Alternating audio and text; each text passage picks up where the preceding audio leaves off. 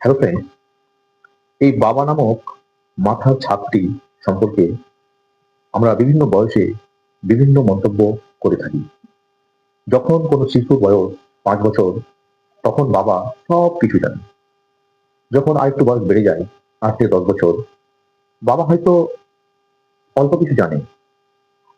আর তারপরেও আর যদি কিছু বয়স বেড়ে যায় বাচ্চাটার, তাহলে সে মনে করে যে বাবা তেমন কিছু জানে না।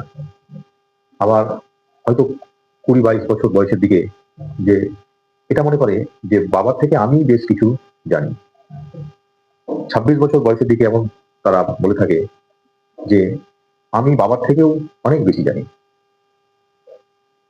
আবার ২৬ বছর থেকে ২৮ বছর বয়সের দিকে বলে থাকে যে বাবার মতামতটাই ঠিক ছিল।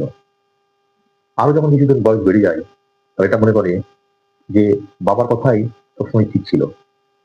আরো কিছুদিন যাওয়ার পরে এটা মনে করে থাকে যে বাবা এতদিন সবকিছু কি করে সামলাতেন। একটা সময় আরো এসে এই মন্তব্যে উপনীত হয় যে বাবা সবসময় ঠিক ছিলেন, সবসময় ভালো বুঝতেন।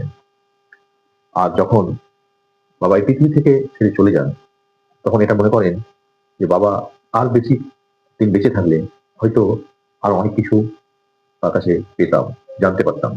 অতএব বাবাকে সময় থাকতেই একটু গুরুত্ব দেবেন। Thank you.